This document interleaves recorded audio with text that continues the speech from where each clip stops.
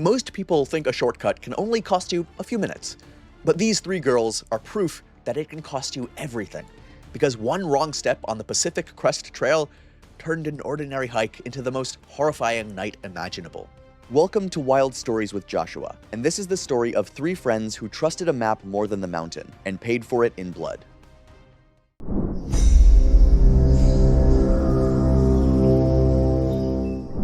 It was September 14th, 2019. The Kendall Catwalk area of the Washington Cascades was supposed to be the highlight of the trip, one of those postcard-perfect stretches of the Pacific Crest Trail where the path gets blasted right into the side of a granite ridge and you feel like you're walking along the spine of the world. Three women were out there that day, moving fast, laughing probably, pushing hard toward a Cedar Ridge campsite they were determined to reach before the sun dropped behind the peaks. They had every reason to feel good about themselves. They were fit, they were prepared, and they had already survived the hardest miles of the day. But something about that evening was already wrong before anyone realized it. The light was running out faster than the trail was. Their names were Paulina Martin, Fiona Duffield, and Grace Gillanders. Paulina was visiting from Spain, out exploring the American wilderness the way a lot of international hikers do, chasing that specific kind of beauty you only get in the Pacific Northwest, where fog sits in the valleys and granite towers straight up into the clouds. Fiona and Grace were the more local half of the group, comfortable enough on this kind of terrain to have talked Paulina into joining them for a section hike that was supposed to be memorable for all the right reasons. Now, they were not amateurs who wandered onto a trail they had no business being on. They were exactly the kind of hikers you'd trust to keep their heads on straight in a tough spot. That's what makes this story so crazy to me. It's not a story about incompetence. It's a story about how thin the margin actually is once the sun starts going down and you're still miles from where you meant to be. And honestly, I think that's the part that should scare every single one of you listening more than any story about someone doing something obviously dumb. This could have been three friends of yours. By the time the afternoon light started slanting low across the ridgeline, the three of them were already behind schedule. Not disastrously behind, just enough to notice that creeping realization every long-distance hiker knows, where you keep checking the position of the sun and doing math in your head that keeps coming out worse each time you do it. They still had several miles of trail between them and the Cedar Ridge campsite they'd picked out that morning, and the terrain ahead wasn't flat cruising trail either. It curled around exposed ridgelines and dropped through sections of loose rock that you really don't want to be navigating once it's dark. Now, I've been there myself, not on the PCT, but on plenty of trails where the sun starts dipping and you feel that little jolt of anxiety hit your stomach. It's a very specific kind of stress. You start speed walking without meaning to. Your brain starts negotiating with the landscape, telling you that if you just move a little faster, the mountain will somehow give you back the daylight you already spent. Ahead of them was a steep, exposed section of trail, the kind that climbed through rocky terrain and demanded full attention even in perfect daylight. Climbing it in the dark wasn't appealing to any of them, and I don't blame them one bit for that instinct. Nobody wants to pick their way up loose rock and exposed footing with a headlamp beam that only shows you a few feet of ground at a time. So Fiona, looking at the map, spotted what appeared to be an alternative, a traverse, a route that seemed to cut horizontally across the slope instead of following the established trail, and from the contours alone, it appeared to reconnect farther ahead. On paper, on a two-dimensional topographic map reduced down to contour lines and shading, it looked gradual. It looked reasonable. It looked, frankly, like the smarter option. And honestly, if I were there standing, looking at that map with them, I can see myself thinking the exact same thing. Why take the longer climb when there's a route that looks easier? But a map can't show you how loose the rock actually is. It can't show you which sections have been chewed up by erosion since the last survey. It can only show you the shape of the land, not the texture of it. And that gap between shape and texture is exactly where this entire tragedy started to take root. I want you to remember that gap because it's going to matter for the rest of this story. It's the gap that swallows people. There's also something worth saying here about group psychology. When three capable, trusting people are staring down a decision together, there's a kind of quiet momentum that builds. Nobody wants to be the one who slows the group down or second guesses a reasonable sounding plan, especially when daylight is running out and everyone's already a little stressed and a little tired. I'm not saying anyone pressured anyone else here. I'm saying that when you're exhausted and racing the sun, a shortcut that looks gradual on a map starts to sound less like a risk and more like a relief. That's a very human thing to fall for. It's not a character flaw. It's just how our brains work when we're tired and worried about the dark. This was three tired women looking at a legitimate map, using legitimate navigational tools, obstacles, trying to make the smartest call available to them with the information they actually had in front of them. If you've ever pulled up a trail app and traced a thinner line that cuts across a ridge instead of following the switchbacks, you already know how tempting that shortcut can look, especially late in the day. The tragedy here isn't that they ignored obvious warning signs. It's that the warning signs weren't obvious yet. They were buried underneath the ground itself, invisible until the exact moment weight got put on them. They left the established trail and started across what they believed was going to be a manageable traverse. It wasn't. The surface quickly became steeper and more unstable, with loose rock and scree underfoot, the kind of terrain where every footstep sends a little cascade of pebbles skittering downhill ahead of you. I want you to picture this for a second because it matters. Scree isn't just gravel. It's unstable rock sitting on top of more unstable rock, sometimes with nothing solid underneath for a long way down. It shifts under weight that should be totally reasonable to bear. It's one of those terrain types that experienced hikers respect and inexperienced hikers underestimate, and from what I can tell, these three understood exactly how dangerous it was the moment they felt it move beneath their boots. That's actually the tragic irony baked into this whole situation. They weren't ignorant of the danger. They recognized it almost instantly. The problem was what came next. Turning around should have been the obvious move, right? Just retrace your steps, get back to the solid trail, deal with climbing that steep section in the dark instead. But here's the thing nobody talks about enough when it comes to backcountry decision-making. Sometimes going backward is just as dangerous as going forward. They had already covered a stretch of loose, shifting rock to get to where they were standing, and turning around meant crossing that same unstable ground again, except now they'd be doing it with the added psychological weight of knowing exactly how sketchy it was. So they made a call. They decided to press on and cross the rest of the traverse one at a time, spreading themselves out because they believed that would reduce the chance of one fall taking all three with it. Paulina went first. Fiona followed a short distance behind. Grace brought up the rear. They were trying to manage the spacing between them so that one person's fall wouldn't immediately take the others with her. What gets me is that at this point, the three of them probably still looked completely in control. One moving, one waiting, one watching. Nothing about that formation looks like the beginning of a fatal accident. They were trying to manage risk in real time, using the tools and training they actually had. It just wasn't enough, and I think that's the hardest thing to accept about this whole story. I wish that there were a clearer mistake to point to here, because that would have made this a lot easier to understand. Think about how much clear thinking that decision actually required. They weren't panicking, they weren't arguing. They looked at two bad options, weighed them against each other, and picked the one that seemed to carry less risk based on everything they could observe in that moment, with fading light and tired legs and a whole lot of uncertainty pressing in on them. That's the kind of decision-making you'd want out of any hiking partner, and it still wasn't enough. Paulina, out ahead of the other two, stepped onto a patch of rock that looked stable and immediately learned that it wasn't. The loose surface shifted beneath her boots, sending loose pieces skittering downhill as her footing disappeared. She started sliding, several yards of uncontrolled movement down the slope before she could get any part of herself under control. She tried to dig her boots into the loose surface, but there was nothing solid enough to catch, and the slope kept carrying her downward. For several seconds, she had no real control over where she was going. Then she slammed into a larger rock outcrop, which finally stopped her and left her lying against it, shaken and injured but no longer moving. I don't think there's a hiker alive who hasn't felt some version of that sensation, that split second where the ground stopped being ground and starts being a conveyor belt moving you somewhere you didn't choose to go. Most of the time, it's a minor scare, a stumble, a few feet of sliding before your boots catch something solid. This time, it wasn't minor, but in that first moment, it also wasn't fatal. Paulina had stopped. She was down, she was almost certainly rattled and hurting, but she was stopped. If the story had ended right there, this would just be a scary story with a happy ending. The kind hikers tell each other around a campfire years later as a lesson learned the easy way. And this is where I have to talk about instinct,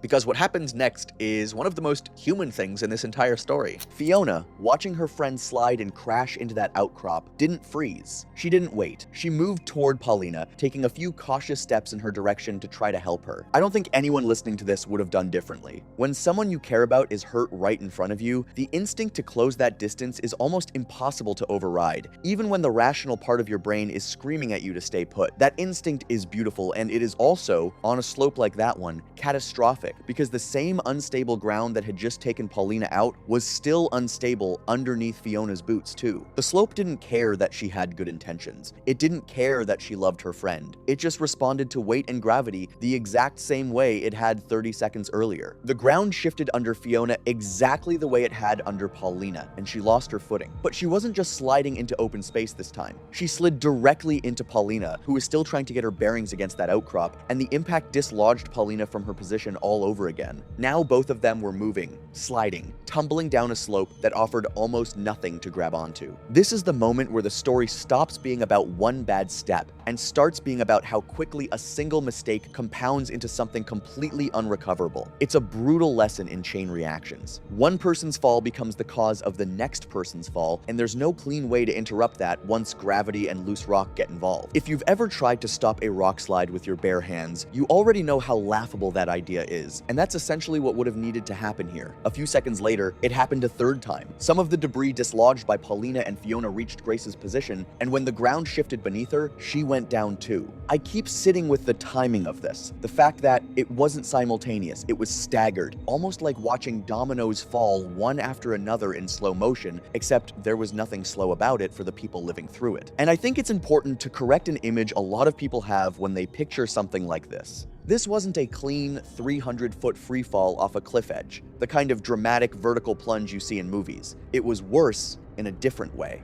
It was a long, chaotic, uncontrolled tumble and slide through multiple sections of loose scree, striking rocks and terrain features the entire way down, each impact adding another layer of injury before any of them finally came to rest, scattered at different points along the slope, no longer together, no longer even necessarily able to see each other. That detail alone changes the whole shape of this tragedy for me. It's not one bad moment. It's dozens of bad moments, one after another, each one taking something else away from them.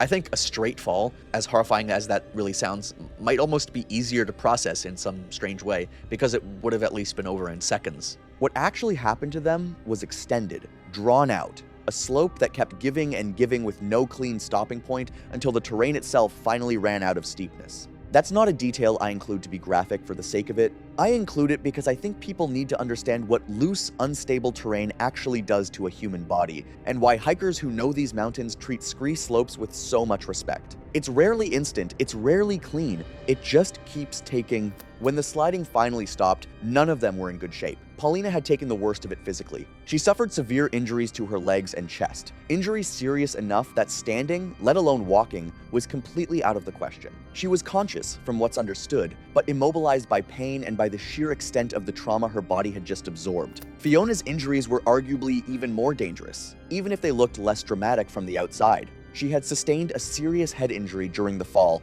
and in the time that followed, her mental state started deteriorating. She grew increasingly confused, drifting in and out of coherence, and eventually she stopped responding altogether. If you've ever read anything about traumatic brain injuries, you know that's one of the most frightening trajectories there is, because there's often nothing anyone on scene can physically do to stop that decline. It's an internal, invisible process. And it doesn't pause for anyone, not for darkness, not for fear, not for how badly the people around her wanted her to be okay. Grace was hurt too. She suffered a non-displaced fracture of the fibula near her ankle, along with cuts and abrasions from the fall, but she remained conscious and was still able to move herself short distances. She wasn't the uninjured person left behind to save the others. She was injured herself and still had to act. With a fractured fibula near her ankle and the shock and pain of the fall still hitting her, Grace had to deal with two people who were in even worse condition. Whatever she managed to do after that, she did, while hurt, scared, and knowing she was the only one left who could help.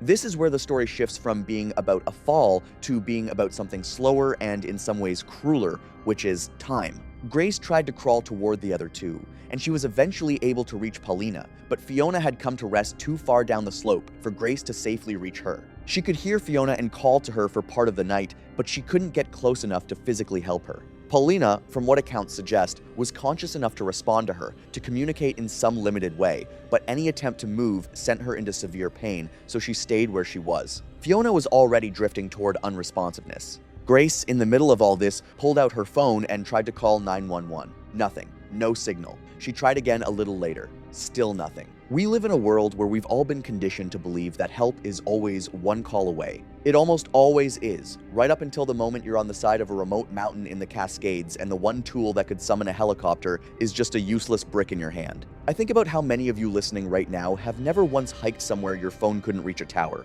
and how differently you'd plan a trip if you had. So Grace did the only thing she could do. She checked on both of them as best her own condition allowed, used whatever emergency supplies she had left after the fall, and tried to keep both women insulated against the cold using extra clothing and any other material she could get her hands on. Overnight temperatures in the Washington Cascades in mid-September can fall into the 30s or 40s Fahrenheit, and hypothermia can become a very real threat, especially for anyone who's already injured, in shock, or losing blood. Grace clearly understood that. She was thinking clearly enough, even through her own pain, to prioritize warmth and monitoring over almost everything else. And she also made another calculated decision that I think deserves real respect. She recognized that trying to climb back up that same unstable slope in complete darkness with a broken leg could very easily get her killed too. As much as every instinct in her probably screamed at her to go get help immediately, she stayed. She understood that trying to climb that slope in the dark with her own injury could just mean 3 casualties instead of 2.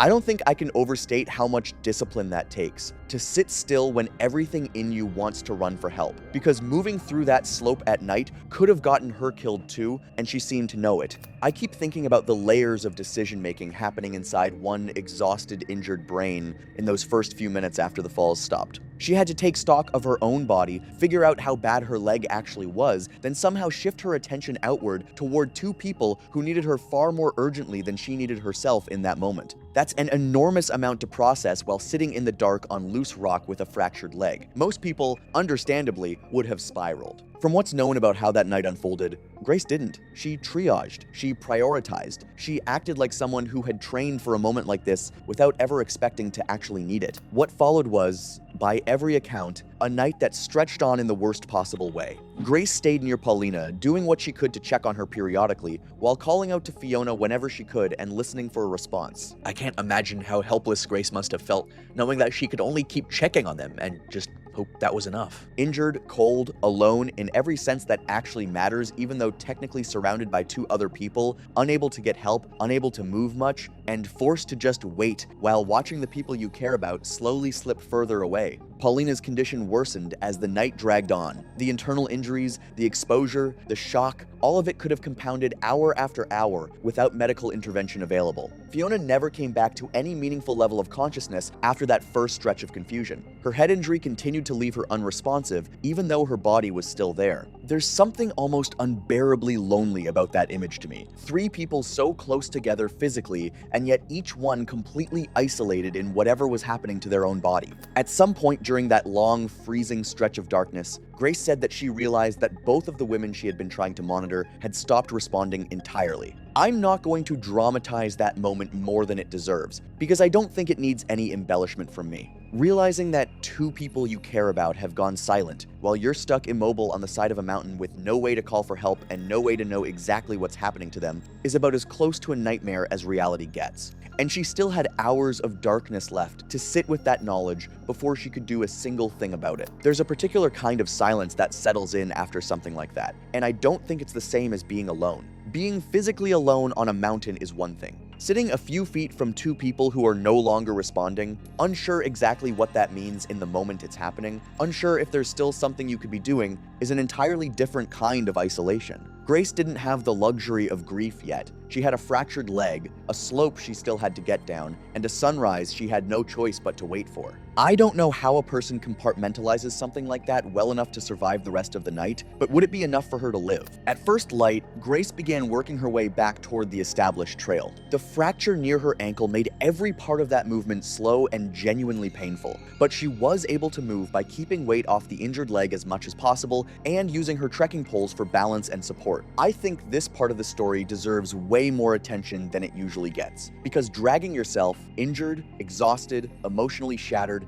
back up unstable terrain, after a night like that takes a kind of resilience that's genuinely hard to put into words. It wasn't a quick scramble either. It took her several hours of slow, deliberate, painful movement before she finally made her way back to the actual trail and eventually crossed paths with other hikers who immediately contacted emergency services on her behalf. Try to picture the physical reality of that climb for a second. Every step meant deciding where to place a trekking pole on ground that had already proven it couldn't be trusted. Every shift of weight meant a fresh wave of pain shooting up through a leg that had already been through more than enough. And she was doing all of it on almost no sleep, running on nothing but the knowledge that stopping wasn't really an option anymore. When she finally reached other hikers and they called for help, I imagine that moment carried a strange, complicated relief, the kind that arrives only after you've been carrying something impossibly heavy for far too long and someone finally offers to help you set it down. Search and rescue teams reached the slope after daylight made the route safer to access, and they found Paulina and Fiona at separate locations below where the shortcut had begun, both of them deceased. Their injuries were consistent with the trauma of the falls themselves, but the overnight exposure to the cold could have played a role in how things ended, turning survivable injuries into fatal ones over the course of those long, dark hours. It's a devastating thought to sit with, that the falls alone might not have been the final word, that time and temperature finished what the slope started. Grace was evacuated and brought in for treatment of her fractured leg and the other injuries she'd sustained, having survived a night that, by any reasonable measure, she probably shouldn't have. I'm less hung up on the fact that she lived, and way more hung up on how she spent those hours alone, broken, still trying to be everyone's lifeline. It's everything she did in the hours before she was found, hurt and alone on a mountainside, still trying to take care of two friends she couldn't save. And that's really the whole reason I wanted to tell this story this episode. Not to scare you away from hiking, and not to turn three real women into some cautionary tale with the humanity stripped out of them. But because I think there's a real lesson buried in here about how fast a reasonable decision can turn into an unrecoverable one. And how the mountains don't grade on effort or good intentions. They just are what they are, whether or not the map agrees.